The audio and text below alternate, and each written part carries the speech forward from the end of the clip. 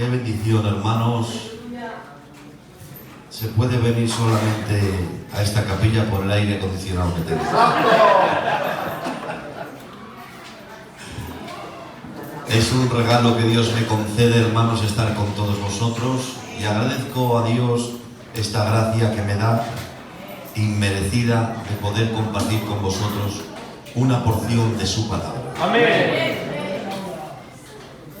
Me alegro mucho, ya sabéis que os aprecio mucho a todos y os tengo a todos en mi corazón. Tengo buenos amigos aquí y cada vez que vengo aquí y me invitan se me alegra el alma. Gloria al Señor. Gracias también al pastor por el detalle de invitarme. ¿Esperan ustedes una palabra de Dios? Vamos a poner el cronómetro para que no me pase de la raya. Ahí está. Capítulo 3, verso 7, el mensaje, verso 14, el mensaje a la Odisea. Dice el verso 20: He aquí, yo estoy a la puerta y llamo.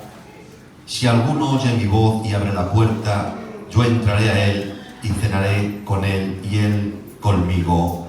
Amén. Amén. Aquí hemos citado una porción del mensaje a la Odisea. El mensaje a las 7 iglesias de Asia se puede interpretar de 3 formas.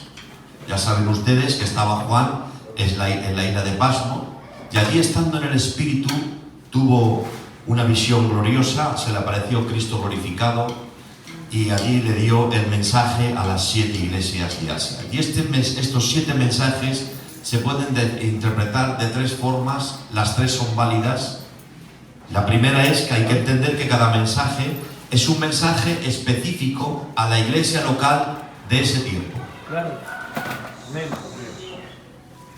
La segunda manera es que cada mensaje que va dirigido a esas iglesias locales de ese tiempo, hay principios espirituales, hay enseñanzas a extraer, porque toda la escritura es inspirada por Dios, y aunque esté hablando en otro tiempo, por ejemplo, escritura del Antiguo Testamento, pero es inspirado por Dios, hay enseñanzas espirituales, hay principios espirituales. Por eso el mensaje de la iglesia, de las iglesias de Asia, aunque sean mensajes específicos para las iglesias de ese tiempo, pero hay principios espirituales para aplicar a la vida cristiana. Amén. Pero hay otra tercera forma de interpretar el mensaje de las 7 iglesias de Asia, y esta es muy peculiar, y nos vamos a centrar en ella, y es que cada iglesia de Asia representa un periodo de la cristiandad hasta el día de hoy. Es decir, si el mensaje a la Odisea es la última que se nombra, es la 7ª iglesia, la iglesia de la Odisea representa el periodo de la iglesia previo al arrebatamiento. Si cada iglesia representa un periodo de tiempo de la iglesia desde que se originó hace 2000 años, pues representa cada iglesia, pues la iglesia de Éfeso, pues representa la iglesia, qué estado tuvo la iglesia en el primer siglo. La iglesia de Esmirna, pues representa cómo estaba la iglesia en el quinto siglo. Bueno, pues la iglesia de la Odisea, al estar la última, representa el estado que tendrá la iglesia antes del rapto. ¿Cómo va a estar la iglesia en los últimos días? ¿Cuál va a ser su estado? ¿Cuál va a ser su naturaleza, su postura, sus obras? Gloria. Si va a buscar, si no va a buscar, ¿cómo va a estar la iglesia? Lamentablemente la iglesia de la Odisea no se la da ningún elogio y la dice que era tibia. Y de eso vamos a tratar en esta tarde, un tema muy interesante: la causa y los efectos de la tibieza. ¿Y qué es la tibieza? Amén. Mirad, hermanos, si la iglesia de la Odisea representa cómo estará la iglesia en los últimos días antes del arrebatamiento, pues lamentablemente el perfil, el panorama que la iglesia pinta de cómo va a estar la iglesia va a ser un tiempo de frialdad, de apostasía y de tibieza. Coincide con lo que dice el apóstol en las cartas: en los postreros días muchos apostatarán de la fe. Coincide con lo que dice Cristo: y por causa de la maldad el amor de muchos se enfriará. Es decir, hermanos, que no tenemos que esperar en los últimos días de de que antes de que Cristo venga, que la iglesia esté en avivamiento. Al contrario, la Biblia dice que estará en enfriamiento. No debemos de esperar que venga en los últimos tiempos mucha gente que se añada a la fe. Al contrario, una de las señales de que Cristo está a las puertas es que en vez de la gente venir a Cristo, hay apartamiento de la fe. ¡Gloria! Apostasía. ¿Qué es apostasía? Cuando dice Cristo, el que quiera venir en pos de mí, en pos significa en obediencia, en pos, pues apos es lo contrario. Apostasía es desobediencia, renegar de la fe, enfriamiento, incredulidad. Eso es lo que significa apostasía. Por lo tanto, si interpretamos que la iglesia de la Odisea representa el estado que tendrá la iglesia en los últimos días previo al rapto, tenemos que ver que la radiografía que la Escritura da de la iglesia es nefasta, es mala, es oscura. Pero eso no nos debe de desanimar. ¿Y saben por qué? Porque en este tiempo los que permanecen estables, los que están arraigados a la fe, significa que son verdaderos. Por eso tú permaneces. Por eso tú sigues fiel, por eso sigues estando hoy a pesar de las tribulaciones y de los problemas que tengas. Por eso sigues asistiendo a la iglesia, por eso sigues orando, por eso sigues intentando agradar a Dios, por eso sigues intentando amarlo cada día más. Por eso cada vez que no te santificas te sientes mal, porque eso es un síntoma, eso es la evidencia de que tú no perteneces a la tiniebla. Tú permaneces porque eres verdadero, porque eres verdadera. En nombre de Dios sea glorificado. Dile al hermano que tienes al lado, ¿sabes por qué permaneces? Porque eres verdadero.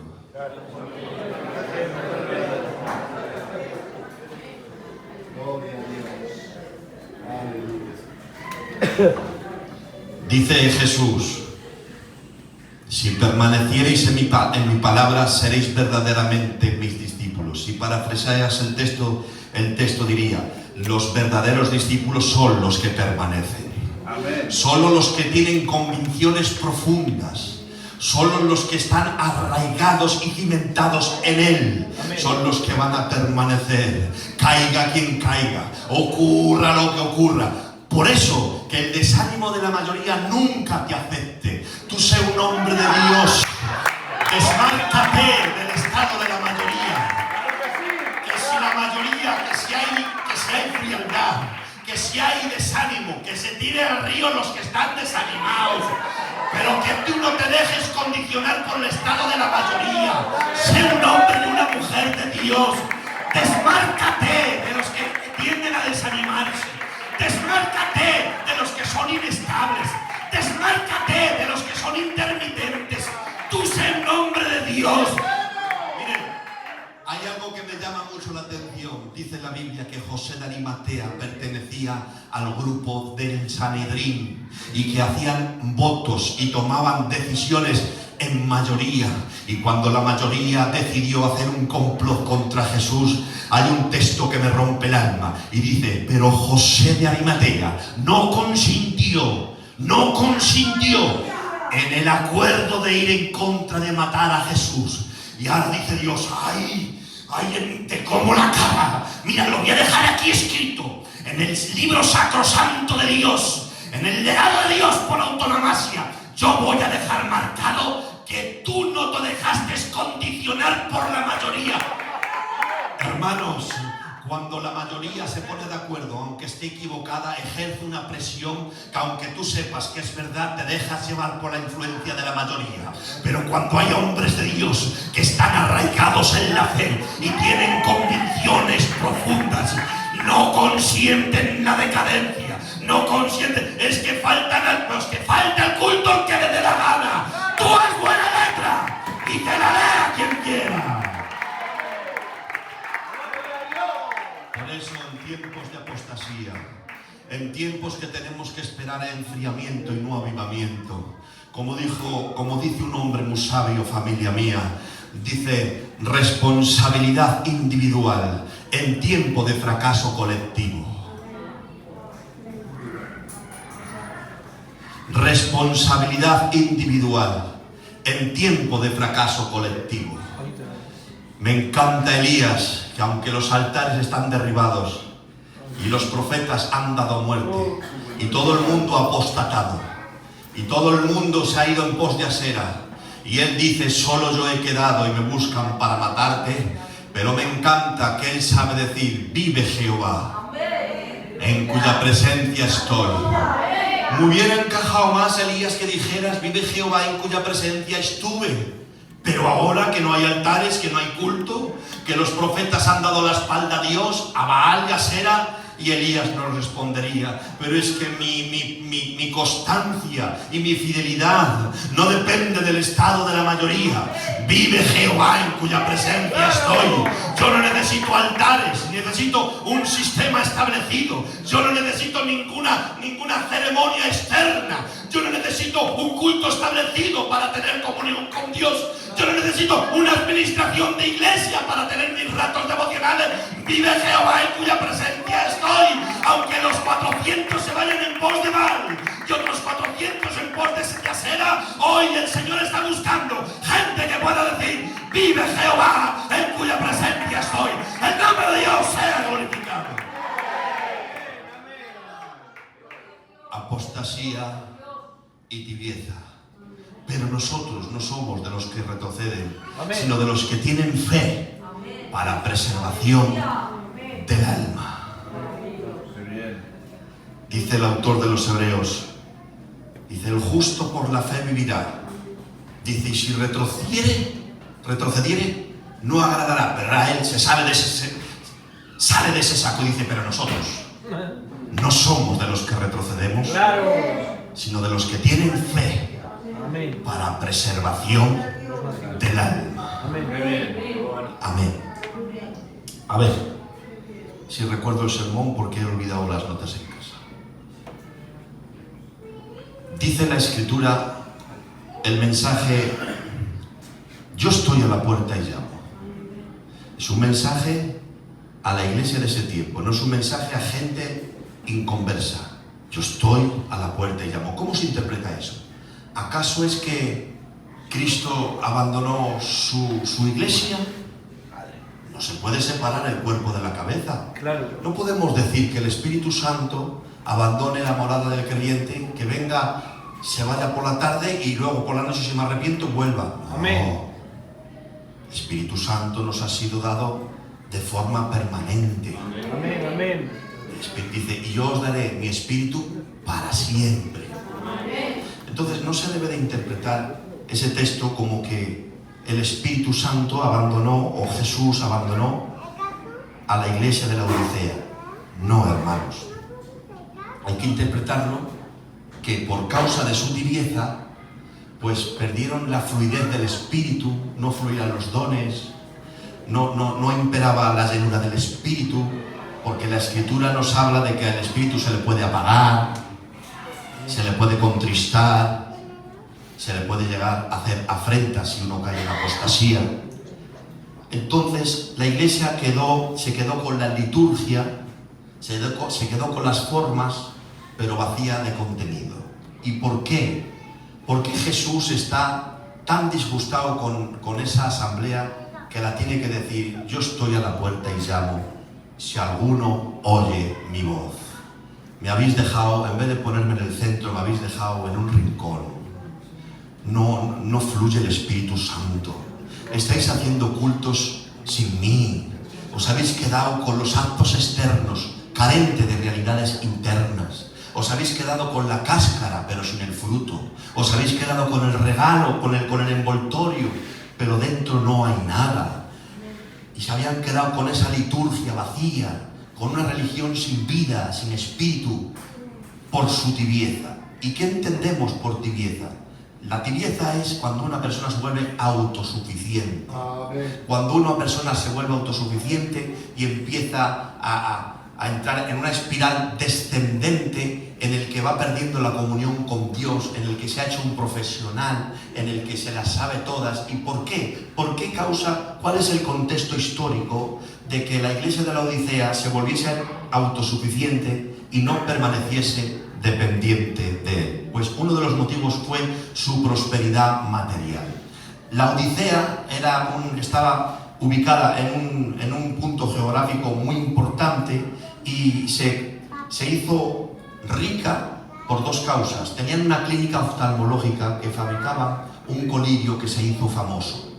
Por eso cuando en la carta les dice, lava tus ojos, pero no con el colirio que tú vendes, sino con el colirio que yo te doy. Amén. Se hizo famosa porque tenían una fábrica de lana negra. Y por eso cuando Jesús dice, se va a descubrir, dice, toma ropas y vístete de justicia para que no se descubra tu desnudez. También lo entendían, porque todo este mensaje tenía que ver con el contexto histórico de ese tiempo. Amén. Fruto de esa fábrica de lana negra y fruto de esa fábrica, de esa clínica oftalmológica, prosperaron materialmente. Y al prosperar materialmente se pensaban que tenían el favor de Dios. Porque en aquel entonces había una teología deforme y ellos pensaban que cuando uno prosperaba era porque el favor de Dios estaba sobre él. Y cuando uno empobrecía se pensaban que era porque Dios estaba contra él. Cuando uno enfermaba era un juicio de Dios para él. Cuando uno estaba en la miseria, un juicio de Dios para él. Pero cuando uno enriquecía era porque el favor de Dios estaba sobre él. Por eso ella llega a un estado de autosuficiencia y llega a decir, porque yo soy rica y de ninguna cosa tengo necesidad. Porque existía esa teología deforme. Por eso, cuando Jesús dijo, cuán difícil es que un rico entre en el reino de los cielos, los discípulos se pasmaron y dijeron, entonces, ¿quién podrá ser salvo? Si los ricos que tienen el favor de Dios es difícil que se salven, ¿quién podrá ser salvo? Y Jesús dice, tranquilo, que lo imposible para el hombre es posible para Dios. No os engañéis, que el ser ricos no es sinónimo de tener el favor de Dios, que hay muchos ricos que en su riqueza se van al infierno y hay muchos pobres que en su miseria se van al cielo. Que el ser rico no es una garantía invariable de que el favor de Dios, de que la aprobación de Dios esté contigo. Bueno, pues la iglesia de la Odisea, como prosperó fruto de esa teología equivocada, pues eso les dio una falsa seguridad y creían que estaban bien con Dios cuando estaban mal, y creían que tenían solvencia cuando estaban en bancarrota, y creían que eran el centro del universo cuando el Señor les tiene que regañar y les tiene que decir, la Odisea, que tú que dices que ves estás ciega, y tú que dices que tienes eres pobre, ciega y desventurada, y no conoces tu estado, porque el colmo de los males no es que uno esté mal, el colmo de los males es que no se entere y que no lo sepa. La ruina de Sansón no fue que el Espíritu de Dios lo dejara, fue que no se dio cuenta. Dice, y Sansón no sabía que el Espíritu de Dios se había apartado de él. Por eso, benditos los mensajes que te alertan, benditos los tirones de orejas, benditas las exaltaciones que te informan, que creyendo que estás cerca estás lejos y creyendo que estás bien estás mal. El nombre de Dios sea glorificado.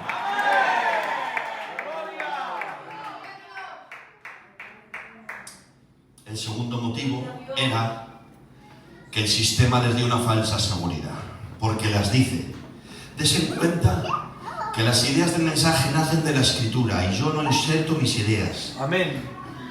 Las ideas surgen del mensaje. Claro. Dice el texto, yo conozco tus obras. Pero no le dice que fuesen buenas, porque si hubieran sido buenas le diría, yo conozco tus buenas obras. Pero no. ¿Por qué? Porque el pertenecer a un sistema de iglesia organizado, estructurado, con un buen local, con una congregación pudiente, ordenada, artesonada y con sus administraciones, les llegó a dar una falsa seguridad. Pero el que uno vaya al templo no significa que tenga al Dios del templo. Y el que uno esté codeándose con las cosas de Dios no significa que tenga al Dios de las cosas. Y existe ese gran peligro, que estando con las cosas de Dios, creamos que tenemos al Dios de las cosas de Dios. Y el Señor le dice, yo conozco tus obras, que ni eres frío ni caliente, y me produces náuseas. Cuando ellos escuchan esto, lo entienden, porque había dos clases de aguas que llegaban a la Odisea. Una eran las aguas de Colosas, que hicieron unas canalizaciones, unos acueductos, porque las aguas de Colosas eran de manantial y refrescaban. Y luego venían otras aguas de Hierápolis, que eran termales y venían calientes y eran medicinales. Pero en la distancia, en el acueducto que hicieron, cuando quería venir la de Colosas, ganaba temperatura, y la que era fría se hacía tibia. Y la de Hierápolis, cuando quería venir, la que era medicinal caliente, se enfriaba. Y tanto una como la otra, ni una refrescaba, ni la otra sanaba. La bebían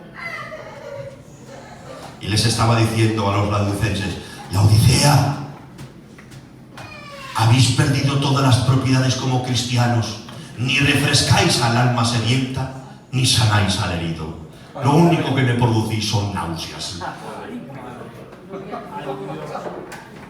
Ahora, cuando ellos escuchan este mensaje, se pasman, porque lo entienden.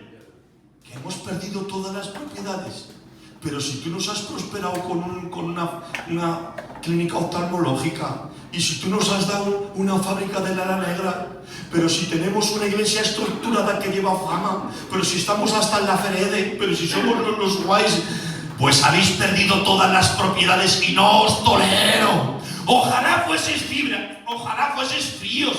¿Pero por qué, Señor? Ojalá seamos fríos. Sí, porque el frío tiene más posibilidad de arrepentirse. Por eso el Señor me dio una frase hace muchos años: es más fácil recuperar a uno que está perdido en el mundo que recuperar a uno que está perdido en el sistema.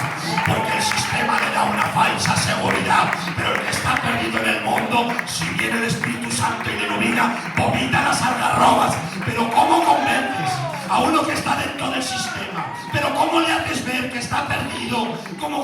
Es que él se cree que está en el camino y está perdido. Se cree que está la verdad y está la mentira. Se cree que es salvo sin serlo. Pero ¿cómo se recupera a uno que está perdido en el sistema? Por eso dice: ojalá seas frío, porque me cuesta menos trabajo recuperar a los perdidos que recuperar a los que se creen ser salvos. El nombre de Dios sea glorificado, el nombre de Dios sea exaltado. Ojalá que aquí no haya nadie, sino que seas un hombre y una mujer de Dios.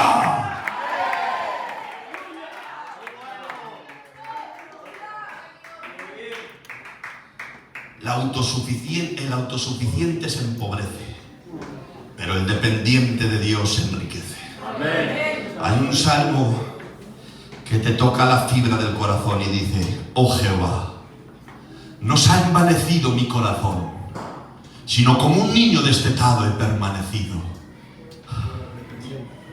Jamás te sueltes de la mano de Dios. Amén. El autosuficiente llega a decir: de ninguna cosa tengo necesidad. ¿Cómo dices? Sí, por la boca muere el pez. ¿No lo ves como de la abundancia del corazón habla la boca? ¿Cómo tienes la osadía de decir: de ninguna cosa tengo necesidad? Claro, porque el autosuficiente llega a pensar: yo no necesito tanto culto. Empieza a ver el evangelio como un sistema de hombres.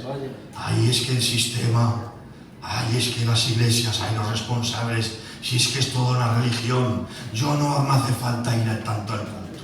Yo en mi casa, que no tengo yo necesidad de tanta reunión y que no tengo yo necesidad de tanta armonía con los hermanos. Se llega a desvincular hasta del cuerpo de Cristo.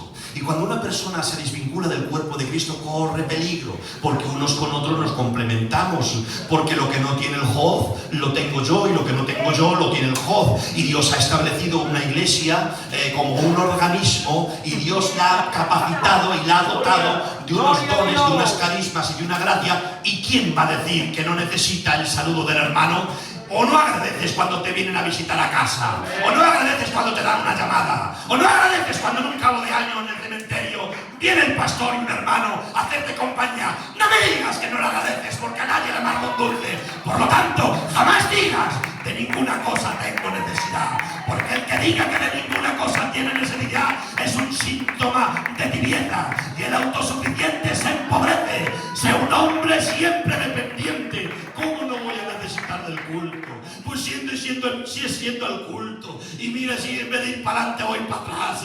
Pero si es sin dejar de orar. Y no deja de levantarse mi carne y mis rarezas. Pero si es intentando agradar a Dios y mira lo que hago. Pues si encima dejo de orar, salte de las manos de Dios y verás lo que duras. Salte de las manos de Dios, no duras nada. Permanece dependiente como un niño. De ninguna cosa. De ninguna cosa. Claro, como nos han predicado toda la vida, o hemos creído que el tibio es el que participa del mundo y de Dios, pues hemos visto el tibio como un pecador, como un inmoral. No. El tibio es un autosuficiente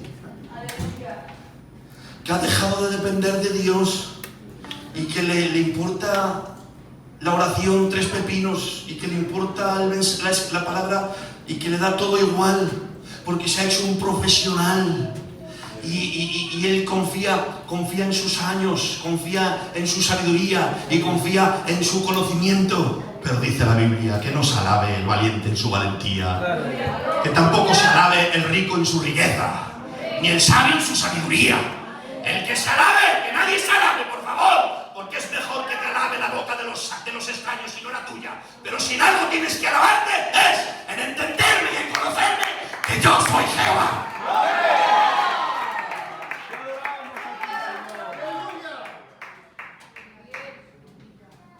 Que te cansas de los cultos. Faltan muchos cultos, ya verás cómo te quedas. Que te cuesta venir a las oraciones de la pastora. Quédate sola mucho tiempo, ya verás. Salte del frigorífico de su presencia y ya verás que pronto te echas a perder.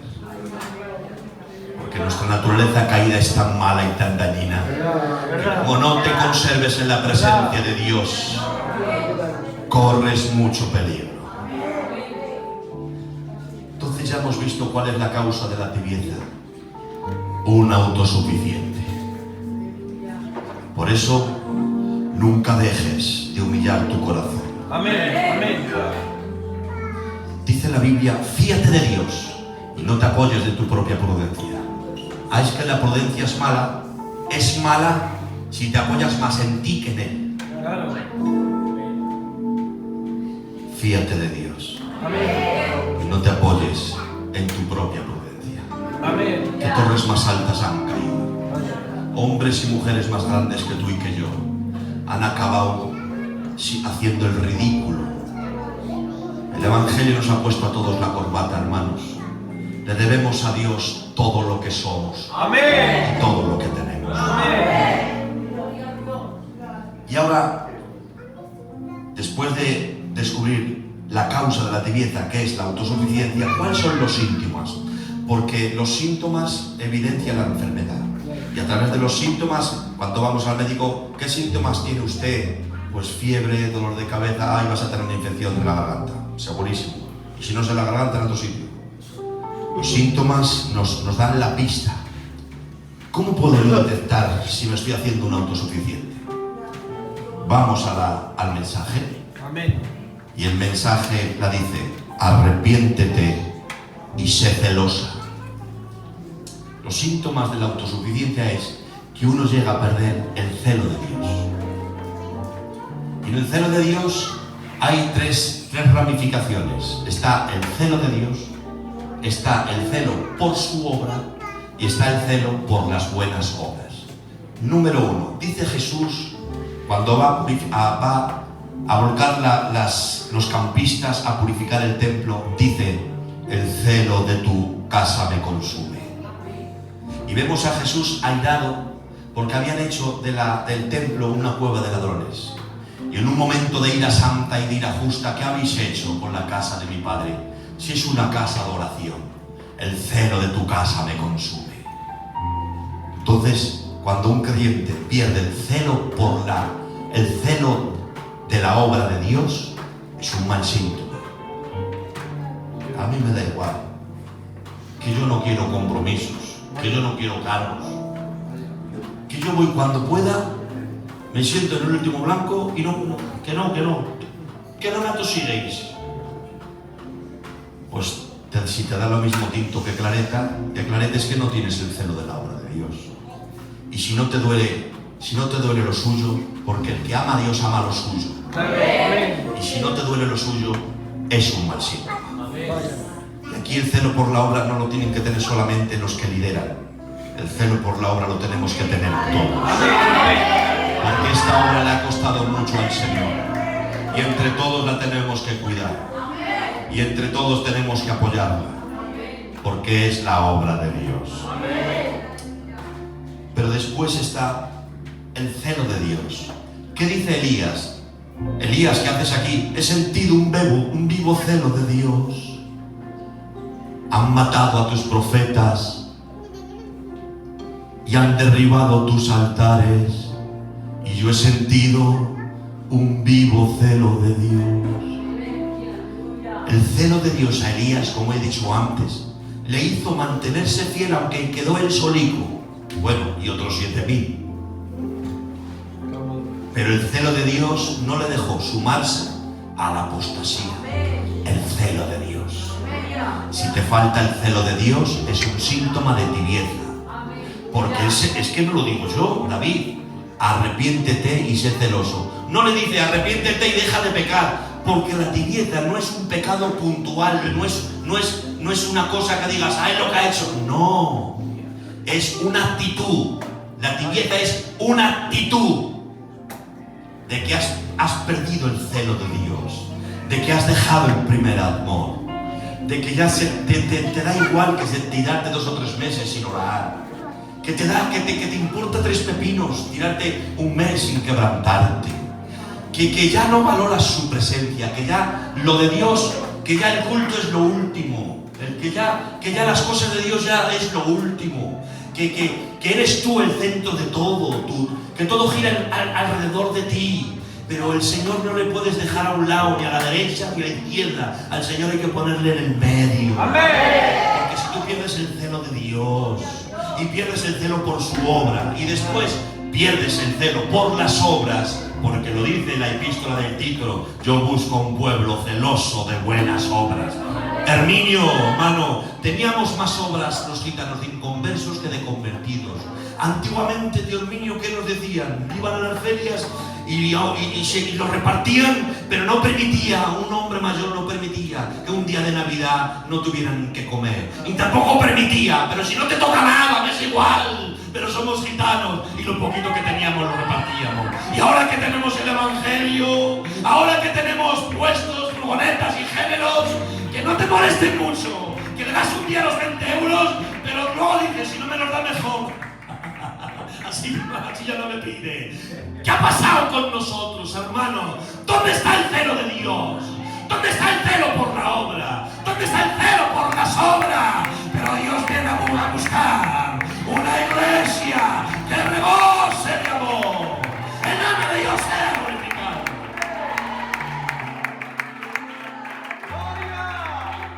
El autosuficiente se empobrece. Si no quieres empobrecerte, no te hagas tibio. Que antes predicar de la tibieza era ofender, porque como estaba etiquetado de ser uno de doble cara, pero es que ahora cualquiera se puede identificar con la tibieza, porque lo que enseña la Escritura es alguien que se hace autosuficiente y su actitud no agrada a Dios, porque solamente busca lo que Dios tiene en sus bolsillos, pero no le busca a Él. Porque solamente buscamos a Dios en nuestras necesidades. Qué mal me sale que mis hijos solo me busquen cuando, faltando una semana para cobrar, vienen a casa. No me sabe mal el darles, me sabe mal que solo se acuerden de mí en esa situación. Porque a primeros de mes, cuando cobras los 1.500 euros, sigues siendo tu padre. Y cuando te falta una semana para cobrar la nómina que tienes en números rojos, también sigo siendo tu padre. Pero no me busques por lo que yo tengo en mis bolsillos. Búscame por lo que yo soy.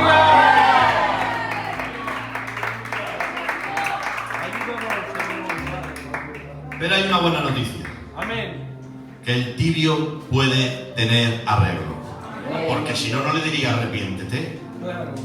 Sin embargo, a diferencia del apóstata, que en el apóstata, cuando uno reniega de la fe, hay una apostasía no retornable en el que el corazón se llega a endurecer tanto que llegas a perder la capacidad de arrepentimiento.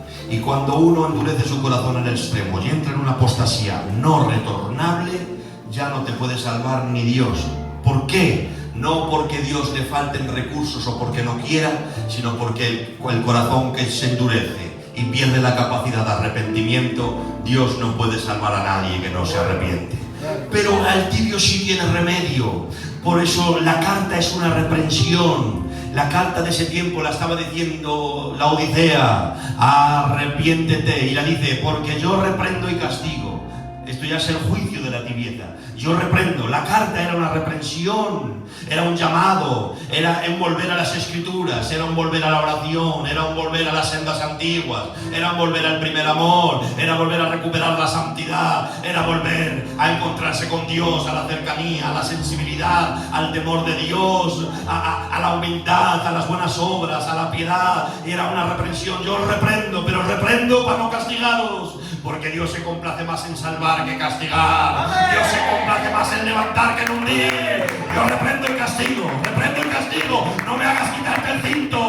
Obedece, porque es mejor obedecer complacido que no obligado por las circunstancias. Hermanos, a veces obligamos a Dios a emitir castigos y obedecemos obligados por las circunstancias, pero Dios está deseando que no le obedezcas ni te corrijas obligado por las circunstancias, por lo que te acontece, sino es mejor una obediencia complacida a no que ve que sea porque Dios ha tenido que arrearte. ¿Qué necesidad tienes que Dios te mande esa tormenta como a Jonás? ¿Qué necesidad tienes que venga ese gran pez y te trague y estés 3 días en el vientre de la ballena y desde ahí te ahorres y te arrepientas? Pero si quiere Dios que te ahorres la tormenta, y quiere Dios que te ahorres el mal rato de estar tragado por el pez del problema de la circunstancia, quiere Dios ahorrarte eso, porque quiere Dios recuperarte por las buenas antes que por las malas, porque antes de la ira es su benignidad y antes del juicio es su misericordia. El nombre de Dios se ha glorificado, el nombre de Dios se ha exaltado. No obligues a Dios a castigarte. El mensaje de esta tarde es una reprensión, porque Dios no quiere emitir juicio, porque Dios no se complace en airarse. Pero cuidado, si no te corriges, y si no te reconcilias, y si no te vuelves a Dios, de Dios no se ríe nadie. No te pienses que Dios es tu compadre, no te pienses que Dios es la asistencia social, que la puedes equivocar. ¡No! Dios no es ni mi compadre, y Dios no es gitano ni payo. ¡Dios es Dios!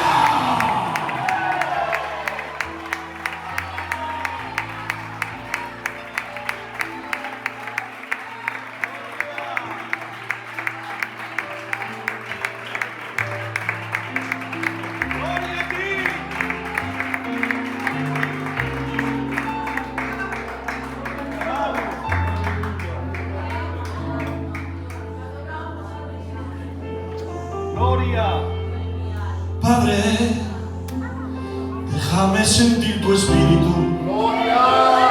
Quiero sentir tu presencia. Quiero sentir tu gloria. Padre, déjame sentir tu espíritu. Quiero sentir tu presencia. Quiero sentir tu gloria.